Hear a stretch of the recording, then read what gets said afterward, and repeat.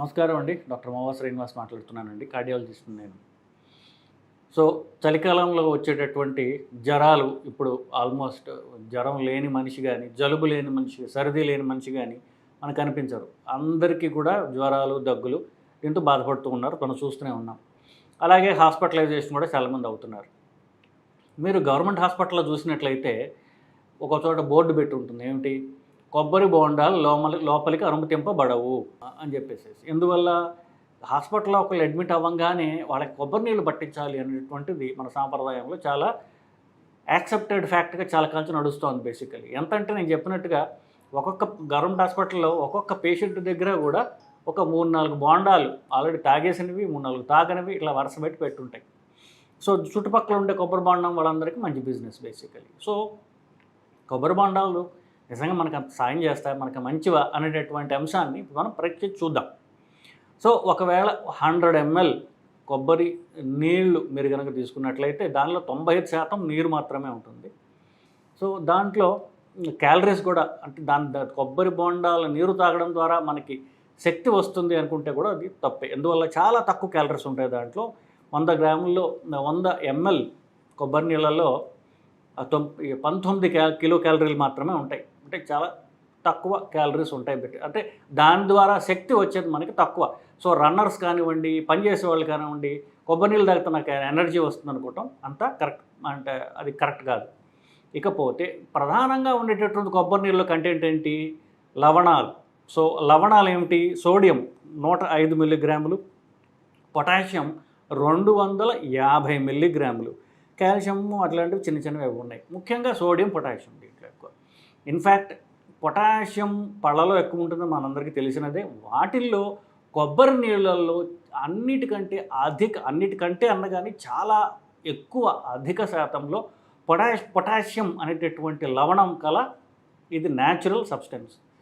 Potassium అనేది మనకి అంత నార్మల్గా అప్పుడప్పుడు తాగితే పర్వాలేదు, కానీ జనరల్గా పొటాషియం అనేది అంత సేఫ్ పద్ధతి కాదు నిజానికి. ఎందుకు ఆ చెప్పే ముందు బేసికలీ మీకు తెలిసిందే, కొబ్బరి దోరగా ఉన్నటువంటి ఆకుపచ్చగా ఉన్నటువంటి కొబ్బరికాయల్లో నీరు ఎక్కువ ఉంటుంది. అది పసుపచ్చ లేకపోతే కాస్త బ్రౌన్ రంగులోకి పోయే కొద్దిగా నీరు తగ్గిపోతుంటుంది. బేసికలీ కొబ్బరి బోండాలు అనేవి నిజానికి ఆంధ్రదేశంలో అన్నిటికంటే చాలా ఎక్కువ ప్రొడ్యూస్ చేస్తారు. దానికి మన కేరళకు కూడా ఎక్స్పోర్ట్ చేసేంతటువంటి గోదావరి జిల్లాలో, ఉభయ గోదావరి జిల్లాలో చాలా అధికంగా వస్తూ ఉంటుంది.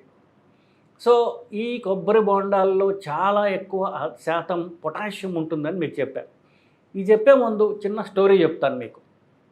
తమిళనాడులో మదురై జిల్లా, అలాగే తెనై జిల్లాలు, విరుదునగర్ అనేటటువంటి పక్కన ఉన్నటువంటి ఏరియా, ఇది మదురైకి సదర్న్ పార్ట్, మదురైకి ఆల్మోస్ట్ దక్షిణ భాగంలో ఉండేటటువంటి ఈ ఊళ్ళలో ఒక సాంప్రదాయం ఉంది.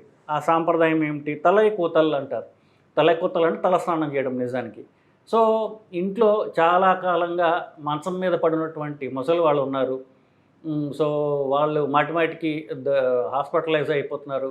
మన డబ్బులంతా వాళ్ళ ట్రీట్మెంట్లకు అయిపోతున్నాయి, మన వల్ల కావట్లేదు వాళ్ళకి సేవలు చేయడం అని అనుకున్నప్పుడు ఈ ప్రాంతాల్లో వాళ్ళు ఏం చేస్తారంటే తలై కూతలు అంటే తలస్నానం. పొద్దున్నే వాళ్ళకి నూనెతో చక్కగా తలస్నానం చేసి 2-3 రోజుల పాటు వాళ్ళు కొబ్బరి నీళ్ళు పట్టిస్తారు. సో కొబ్బరి నీళ్ళు పట్టిస్తే 3వ రోజు వాళ్ళు చచ్చిపోతారు. ఇది మీకు వినడానికి చాలా ఆశ్చర్యకరంగా ఉంటుంది, కానీ ఇది నిజం. దీని మీద సినిమాలు కూడా వచ్చాయి బేసికలీ. సో కొబ్బరి నీళ్ళతో చంపేటటువంటి ప్రక్రియ ఒకటి ఉంది, అది తమిళనాడులో ఉంది. దాన్ని 2010 నుండి అది బ్యాన్ చేయమని చెప్పి సుప్రీంకోర్టు ఆర్డర్ ఇచ్చారు. బట్ అది వాళ్ళ కల్చర్లో ఏంటంటారంటే ఒక యాక్సెప్టెడ్ పద్ధతి. ఇంట్లో భరించలేని ముసలి వాళ్ళందరినీ కూడా తలై కూతల ద్వారా, అంటే కొబ్బరి నీళ్లు బలవంతంగా పట్టించడం ద్వారా వాళ్ళ ప్రాణాలు తీస్తున్నారు. ఎలాగా?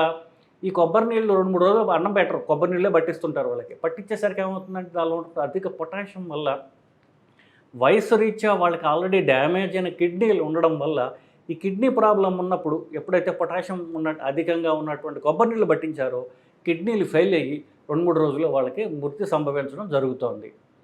సో ఇది అంత ప్రమాదం చేకూర్చగలిగినటువంటి డ్రింక్ ఇది.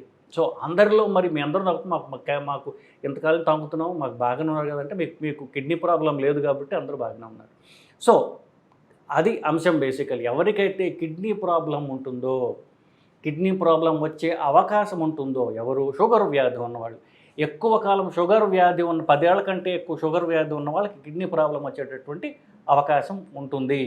సో షుగర్ ప్రాబ్లం ఉన్నవాళ్ళు, వాళ్ళకి కిడ్నీ స్టేటస్ తెలియనప్పుడు, లేదా ఆల్రెడీ కిడ్నీ ప్రాబ్లం ఉన్నవాళ్ళు, కిడ్నీ ప్రాబ్లం వచ్చి తగ్గిన వాళ్ళు, కిడ్నీలో రాళ్ళు ఉన్నవాళ్ళు, ప్రాస్టేట్ ప్రాబ్లం ఉన్నటువంటి పెద్ద వయసు ఉన్నటువంటి మగవాళ్ళు, వీళ్ళందరూ కూడా కొబ్బరి నీళ్ళు తాగడం అంత శ్రేయస్కరం కాదు అనేటటువంటి అంశాన్ని మనందరూ కూడా తెలుసుకోవాలి బేసికలీ.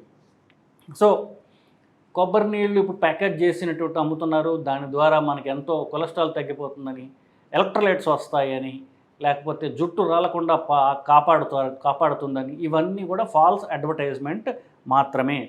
సో మరి కొబ్బరి నీళ్ళు అందరూ తాగితే ప్రమాదం, అందరూ తాగితే ప్రమాదం లేదు. కిడ్నీ ప్రాబ్లం నేను చెప్పినట్టు ఎగ్జాంపుల్స్ ఇచ్చిన వాళ్ళు కాకుండా మిగతా వాళ్ళందరూ కూడా తాగొచ్చు.